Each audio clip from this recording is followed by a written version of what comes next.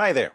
If you're watching this, you may be considering converting to Islam, and it may seem like a good idea to you at the moment.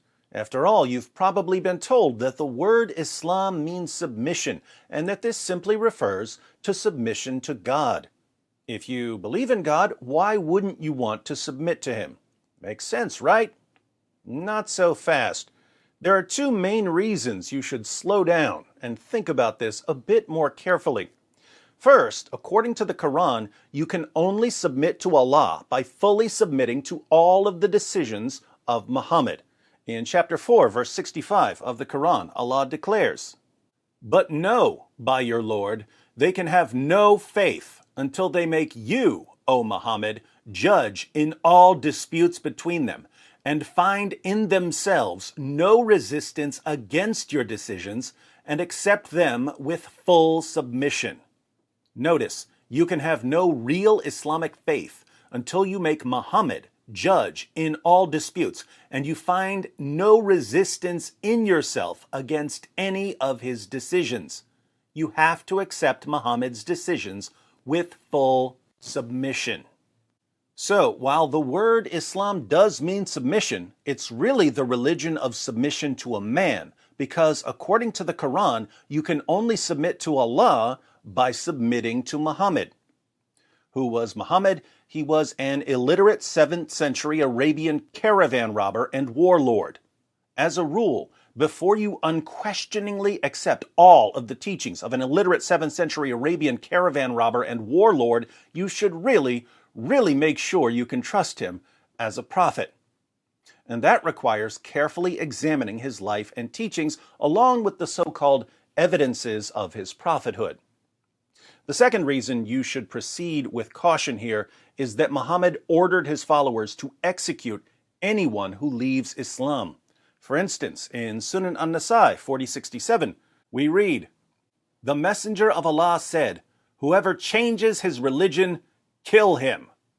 So, if you convert to Islam without doing any careful research, and you later decide to leave Islam, you'll be under a death sentence for the rest of your life.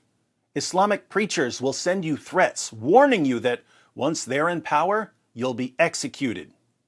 This is a part of our religion. There's a reason to it. Yeah? There's a reason why there's a capital punishment. Because people like you, little weaklings who leave their religion and cause corruption in the land by spreading it, the capital punishment in Islamic law would be applied to you. We have no doubt. And we're proud of that. Yeah? Capital punishment will be applied in an Islamic state. Yeah? Converting to Islam isn't like joining a club that you can simply leave once you change your mind. It's something that follows you forever through threats of violence. If you're going to convert to a religion that will sentence you to death for changing your mind, here again, you should make sure you understand what you're getting into and why you're getting into it. So, why are you considering converting to Islam? Do you have a Muslim friend who's trying to convince you to convert?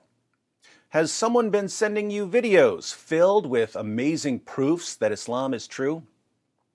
Did you bother to carefully examine these proofs that were presented to you? Did you look up the references? Did you research responses to these arguments? No, you didn't. Because if you had carefully examined the arguments for Islam, we wouldn't be having this conversation right now. You wouldn't be thinking about converting. What would you find if you took a closer look at any of these arguments for Islam? Muslim preachers and apologists claim that the Quran is filled with amazing scientific insights that couldn't possibly have been known in the 7th century. Do yourself a favor. Look up the verses and see what they actually say. They never say what the Muslim preachers and apologists claim they say. Islamic preachers take extremely vague verses that aren't saying anything scientific, and they insert modern science into these extremely vague verses and claim that the verses are making scientific claims. The reason they have to go to vague verses is that all of the clear scientific claims in the Quran are completely wrong. For instance, the Quran claims very clearly that the sun sets in a muddy pool. In a passage about the travels of someone named Dhul Qarnayn, usually thought to be Alexander the Great, we read in verses 85 to 86 of chapter 18, "So he followed away until, when he reached the setting place of the sun, he found it setting in a spring of black, muddy, or hot water, and he found near it a people."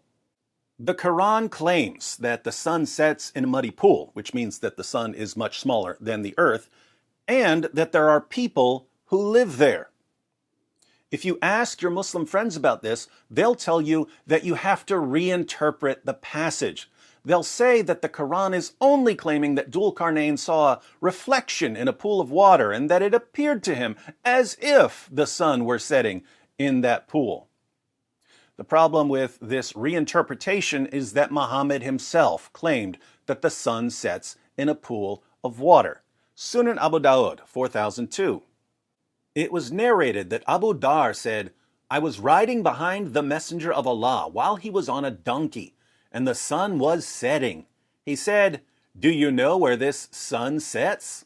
I said, 'Allah and his messenger know best.' He said, 'It sets in a spring of warm water.'" There's nothing about Dhul Qarnayn here, so this can't be referring to something Dhul Qarnayn saw. This is Muhammad telling his companions what happens to the sun when it sets. Like Allah in the Quran, Muhammad claims that the sun sets in a pool of water. You'll find these kinds of things all over the Quran.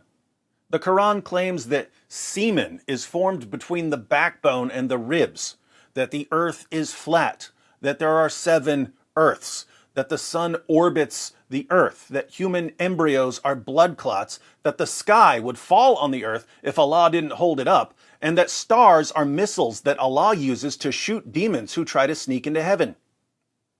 Did your Muslim friend bother telling you any of this? Here again, if you bring up these verses to a Muslim preacher, he'll tell you that you have to reinterpret them. Notice, you have to reinterpret all of the clear scientific claims of the Quran because they're all wrong. Then you have to insert modern science into hopelessly vague verses in order to get the scientific miracle.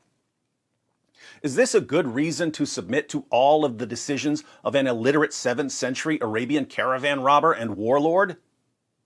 Perhaps you've been told about the miraculous preservation of the Quran. There's only one Quran, perfectly preserved right down to the letter from the time of Muhammad. Let me guess, whoever told you about the miraculous preservation of the Quran didn't bother telling you that, according to Muslim sources, entire chapters of the Quran were lost because Muhammad's companions were too lazy to recite them. He didn't bother telling you that hundreds of verses were lost because the only people who had them memorized died in battle. He didn't bother telling you that verses were eaten by a sheep. He definitely didn't show you Sunan Ibn Majah, 1944. It was narrated that Aisha said, "The verse of stoning and of breastfeeding an adult 10 times was revealed, and the paper was with me under my pillow. When the Messenger of Allah died, we were preoccupied with his death, and a tame sheep came in and ate it." Those verses were part of the Quran. They're not in the Quran today. What happened to them? Muhammad's wife Aisha had the only copy, and a sheep ate it. So Allah couldn't protect the Quran from a sheep. According to Muslim sources, Uthman, the third of the rightly guided caliphs, had to burn countless copies of the Quran to cover up all the differences. And even that didn't work because there are still different versions of the Quran even today. Muslim scholars are now being forced to admit that there are different versions of the Quran. Today, most Muslims read the Quran in a text that is referred to as the Egyptian edition of 1924. But this is not the only text of the Quran that is read throughout the world. In other words, if you were to compare 2 printed Qur'ans, you're going to see differences between them.